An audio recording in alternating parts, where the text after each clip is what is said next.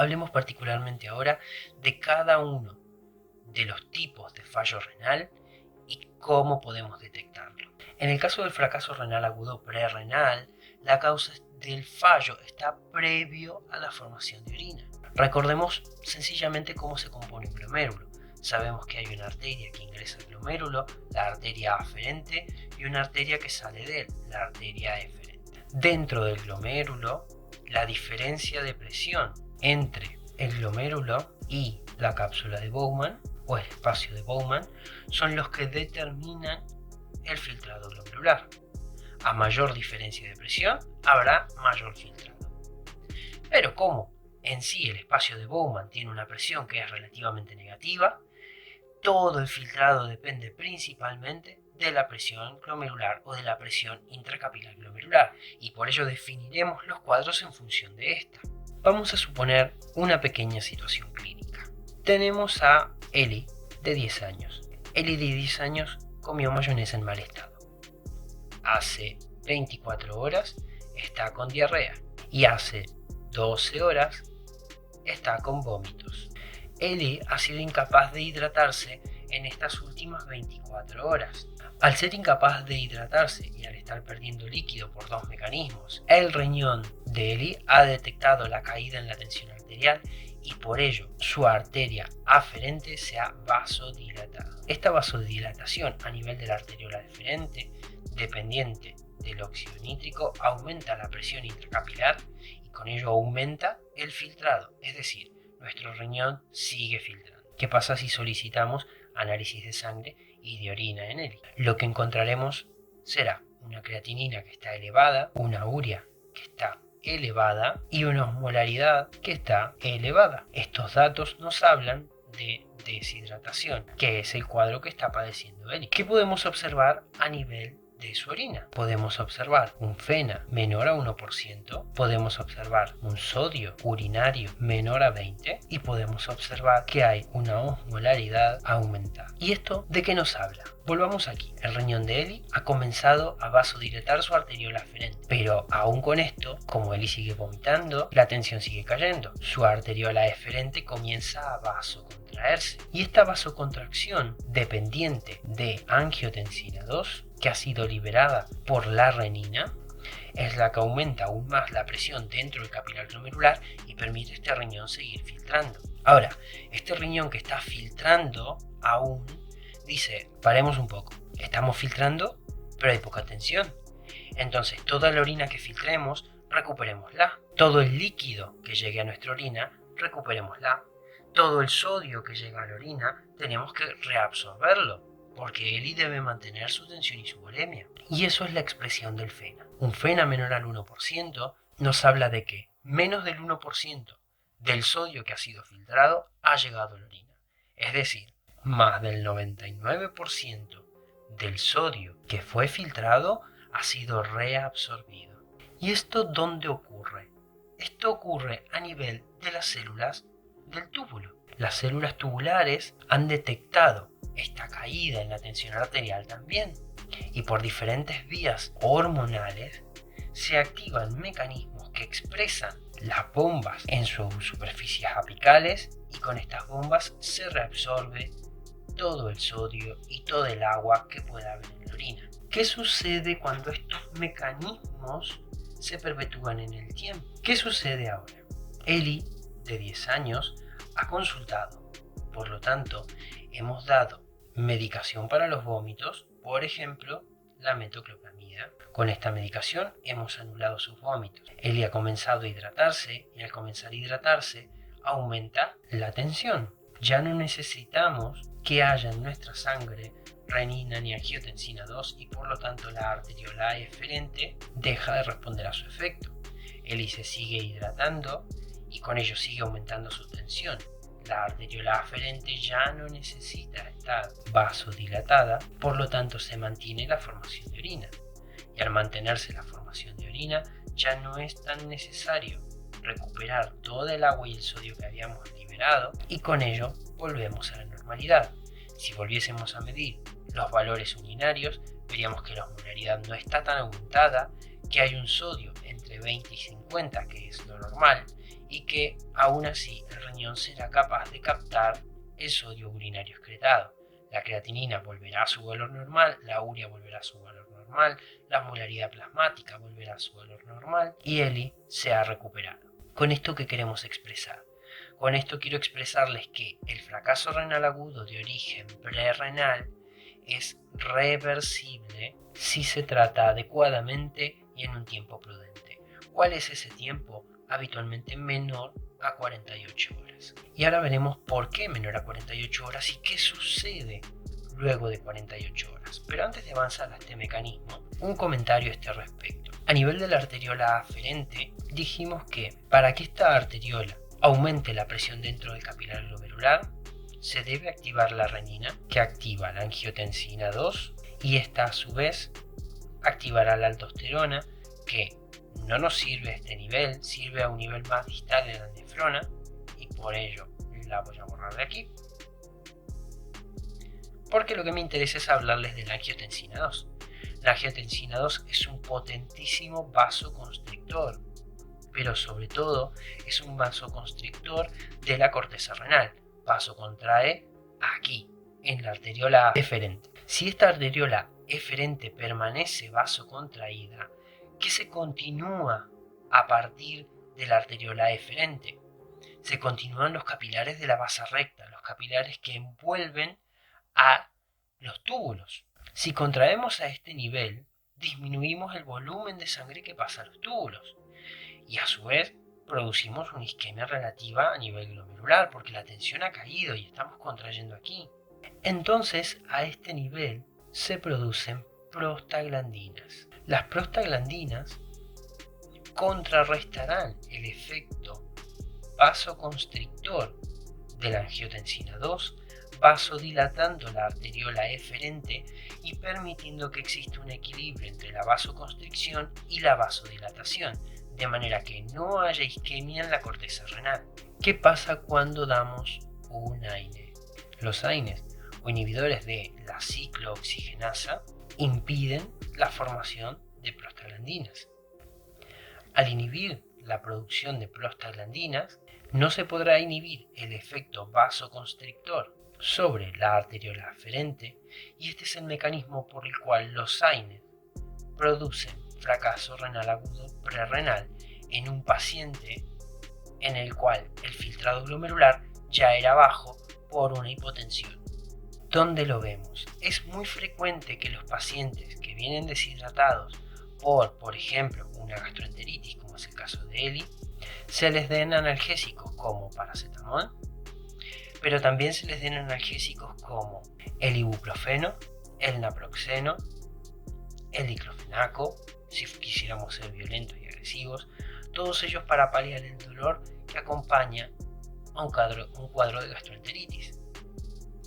Pensemos que este paciente ya tiene deshidratación y nosotros acabamos de dar un AINE, hemos roto el mecanismo de regulación en sus glomérulos y somos nosotros los que hemos perpetuado su fracaso renal agudo.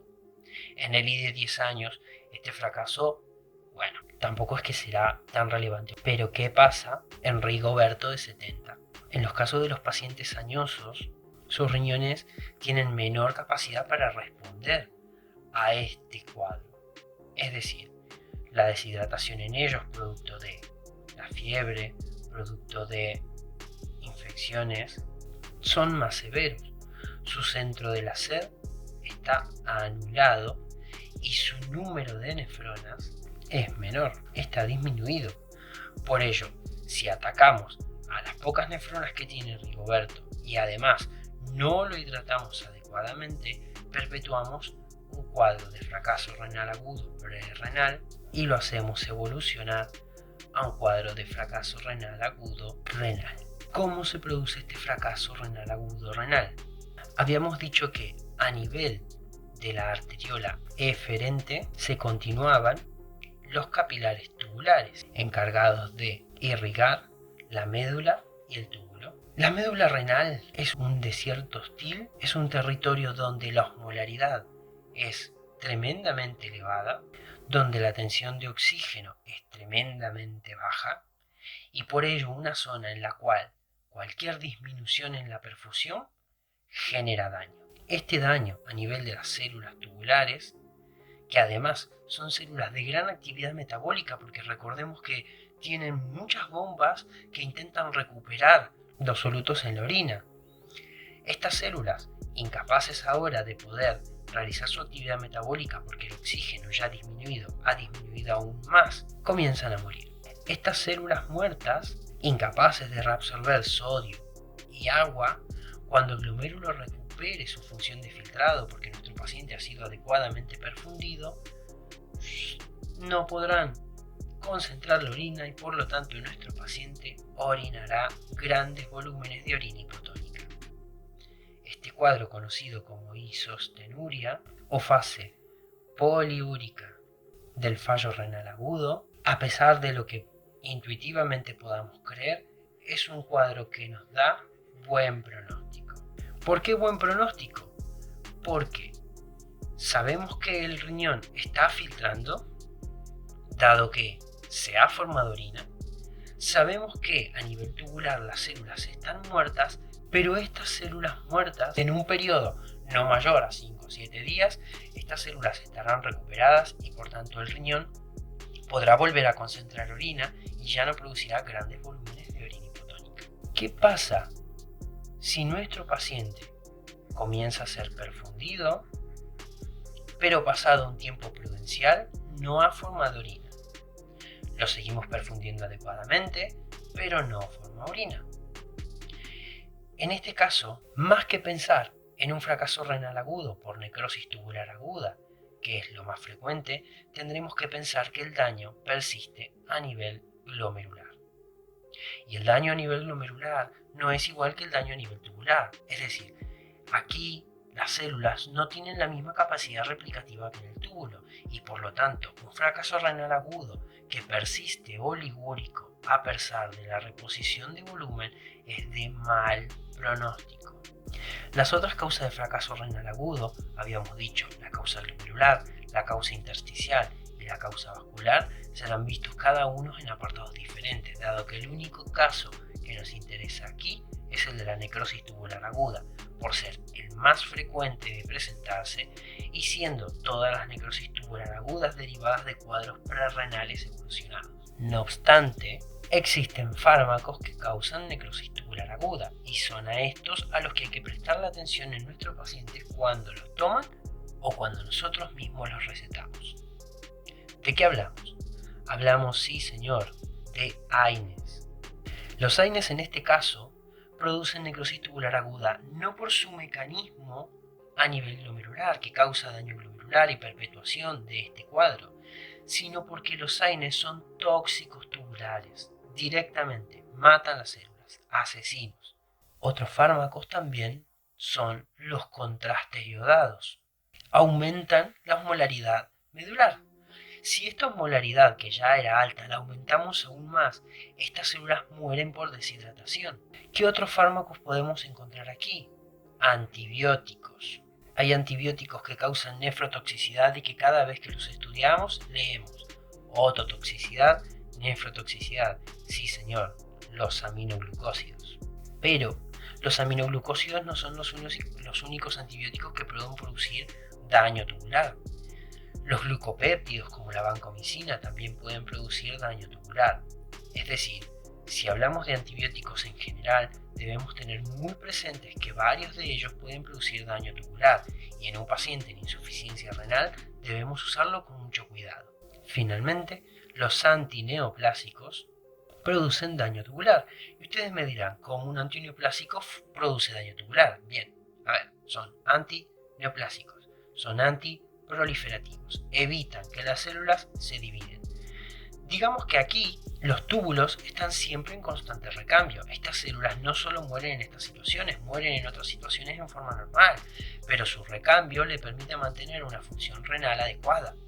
Si proporcionamos a nuestro paciente un antineoplásico e impedimos este recambio celular, llegará un momento en que todas las células tubulares estarán muertas y por ello produciremos un fracaso renal agudo parenquimatoso o renal por necrosis tubular aguda.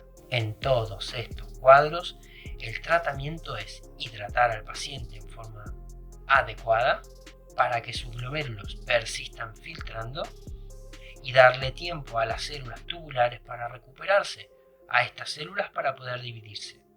Lógicamente, retiraremos al paciente los AINE, el contraste, los antibióticos o los antineoplásicos según sea necesario. Lleguemos finalmente a los cuadros de fracaso renal agudo postrenal. Aquí un pequeño dato. Si nuestro paciente es monorreno, ya sea en forma congénita o ya sea porque ha sido trasplantado, su riñón es tremendamente importante. Es lo único que salva a nuestro paciente de la diálisis y por ello estos pacientes requieren un estrecho seguimiento. La obstrucción de la vía excretora a nivel de un paciente monorreno invariablemente es una urgencia. ¿Cómo es que la obstrucción a nivel distal produce fracaso renal agudo? ¿Recuerdan que dijimos que la diferencia de presión es lo que lleva al riñón al filtrado? Y que dijimos que la cápsula de Bowman tiene una presión que es relativamente negativa. Ahora, cuando exista una obstrucción, esta presión ya no será negativa. Por el contrario, se acumulará líquido y la presión comenzará a aumentar. La diferencia de presión será a favor de la vía excretora y el filtrado desaparecerá. Esta es la causa del fallo o de la insuficiencia renal aguda postrenal. Pero no es lo que más nos importa en estos casos. Lo que más nos importa es que la presión continuará aumentando. Y si la presión continúa aumentando, generará presión sobre el parénquima renal hasta que perdamos el riñón. ¿Cuáles son los otros casos de insuficiencia renal aguda postrenal? Por un lado, la obstrucción a nivel bilateral. Esto, si ustedes recuerdan, habíamos dicho es raro. La existencia de dos litiasis simultáneas en el mismo tiempo en un paciente con dos riñones sanos es raro. Otro cuadro raro, la fibrosis retroperitoneal.